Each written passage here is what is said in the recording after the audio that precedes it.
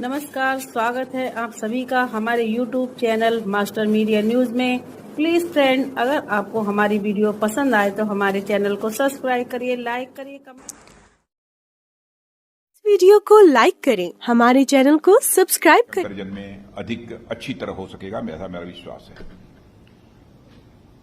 मित्रों, मैं ये कहना चाहूंगा कि मैरीटाइम और नेशनल सिक्योरिटी में जो हमारे इंडियन नेवी का कंट्रीब्यूशन है, उसके बारे में मैं जितना कहूं वह कम है। ऐसा नहीं है कि केवल पिछले 2 सालों से मैं देख रहा हूं।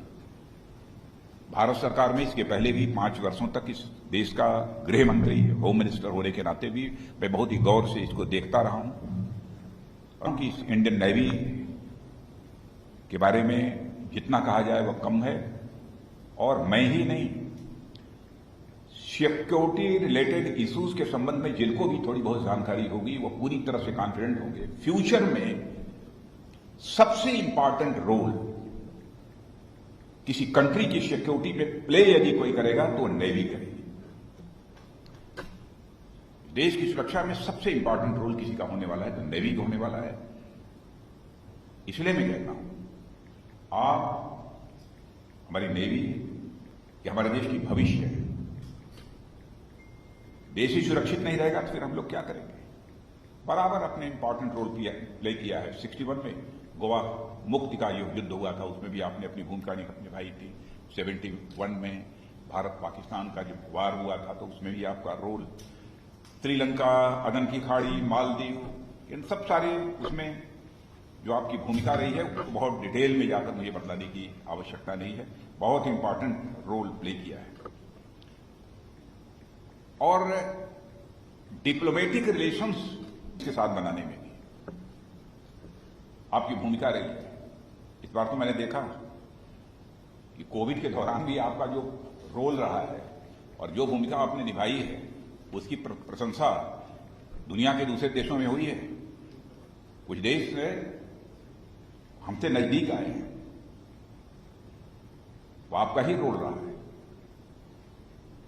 और मैं मानता हूं इस तरह न केवल आप एक रीजनल डिफेंस पावर के रूप में बल्कि वैश्विक हितों के संबंध में यह इंडियन नेवी हमारे जितने ये सब कंट्री हैं उनके साथ रिश्तों को बना रही है।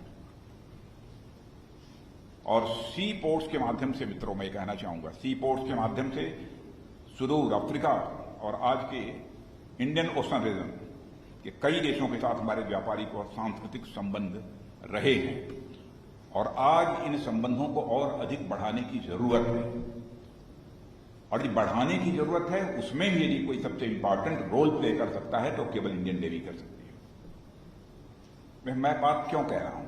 आज भी हमारी कोस्ट लाइन 7,500 किलोमीटर की, 1,100 हमारे कंट्री में आइलैंड, 25 लाख स्क्वायर किलोमीटर हमारा SEZ, ये जो एक्सक्लूसिव इकोनॉमिक जोन। अब ये इस देश के पास हो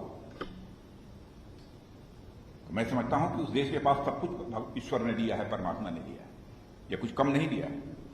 और मैं मानता हूं कि हम भारत के ही नहीं बल्कि पूरी दुनिया के डेवलपमेंट में हम एक इंपॉर्टेंट रोल प्ले कर सकते हैं। भारत के पास वह कैपेबिलिटी है, भारत के पास वह कैपेसिटी है, लेकिन उस अपनी कैपेसिटी को पहचानने की भी जरूरत है। कभी कभी हम ये भूल जाते हैं कि हम हैं क्या।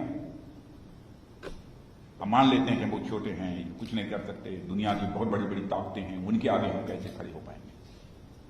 अरे हौसला हो तो बड़ी से बड़ी ऊंचाइयों को पर विजय प्राप्त की जा सकती है। लड़ाई होती है, विजय यदि हासिल होती है हौसले से होती है, केवल हथियारों से नहीं होती, जज्बे से होती है। वह है, इस बार आपने देखा होगा कि करके दिखाया भी हम लोग। नाम नहीं लेना चाहता, आप लोग जानते होंगे। यह है हमारी फौज के अंदर। और मुझे यह भी बताया गया कि पूरी दुनिया का 2/3 से अधिक ऑयल शिपमेंट, 1/3 बल्क कार्गो और आधे से अधिक कंटेनर ट्रैफिक हमारे महासागरीय जो क्षेत्र हैं, सी रूट हैं, इसी से होते हैं। और इस देश यदि कोई है तो भारत है, और इस क्षेत्र की सुरक्षा में हमारी इंडियन नेवी की भूमिका वो रिफॉर्म्स भी डिफेंस मिनिस्ट्री में किए जा रहे हैं, वो डिटेल में जाने की कोई जरूरत नहीं है। भारत आत्मनिर्भर बने, रक्षा मामलों में भी भारत आत्मनिर्भर बने, इस दृष्टि से भी स्टेप्स हम लोगों ने लिए हैं। और प्रधानमंत्री जी का बार बार आग्रह रहता है, भारत हर मामले में आत्मनिर्भर बनना चाहिए, और हम लोग कोशिश कर रहे हैं। और आपको जानकर खुशी होगी, कैपिटल प्रोक्योरमेंट बजट का 64% वह केवल डोमेस्टिक प्रोक्योरमेंट होगा। 64% जितना हमारा बजट है, domestic procurement, capital procurement budget का 64% केवल डोमेस्टिक प्रोक्योरमेंट होगा। यह एक मेजर डिसीजन है। डिफेंस एक्विजिशन प्रोसीजर में भी काफी कुछ हम लोगों ने चेंजेस किए हैं, और आप सबको जानकारी इस बात की होगी कि 48 शिप्स और सबमरीन्स की खरीद में से 46 इंडियन शिपयार्ड से बने हैं, जहां तक मेरी जानकारी है।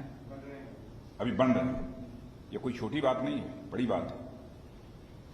यह दिखाता है कि रिलायंस के प्रति हमारी इंडियन नेवी का कमिटमेंट कितना है, इसको यह जाहिर करता है। और इसके लिए इस दिशा में इंडियन नेवी का एक कंसिस्टेंट एफर्ट है। इसके लिए मैं इंडियन नेवी की अपनी तरफ से मैं सराहना करना चाहता हूं। और इंडिजिनस एयरक्राफ्ट कैरियर विक्रांत, अब वो भी जल्दी ही अब तैयार होने वाला है, और मैं समझता हूं कि आजादी के जब 75 वर्ष पूरे होंगे, सब उस समय उसकी कमीशनिंग भी होगी। एक मेजर अचीवमेंट हमारे भारत के लिए है, इसलिए इसके लिए भी मैं इंडियन नेवी की सराहना करना चाहता हूं। अंत में इतना ही कहना चाहूंगा कि मित्रों, हम लोगों की ताकत बढ़ रही है, और हमारी यह ख्वाहिश है, हमारी यह इच्छा है कि हमारी इंडियन नेवी एक दुनिया की जो बड़ी हुई जो बड़ी ताकतें मानी जाती हैं नेवी की, उनमें से एक बने। अभी तक लोग बताते हैं 5 मेजर जो नेवल पावर्स इस दुनिया की हैं, उनमें भारत है। मैं कहता हूं क्यों ना हम टारगेट निर्धारित करें कि आगामी 10 साल 12 साल के अंदर हम टॉप 3 में आकर खड़े होंगे, क्यों मिनट को हम हासिल कर सकते हैं। और मैं तो कॉन्फिडेंट हूं कि होगा, हम लोग खड़े होंगे। तो आज इस सी बर्ड प्रोजेक्ट को जो देखने का अवसर मिला है, मीठे मैं अपना सौभाग्य मानता हूं, और सभी अपने ऑफिसर्स को, सेलर्स को, और वेस्टर्न नेवल कमांड से जुड़े जितने लोग हैं, सबको हृदय से अपनी हार्दिक शुभकामनाएं देते हुए अपना यह निवेदन समाप्त करता हूं। पुनः मेरी तरफ से आप सबको हार्दिक शुभकामनाएं।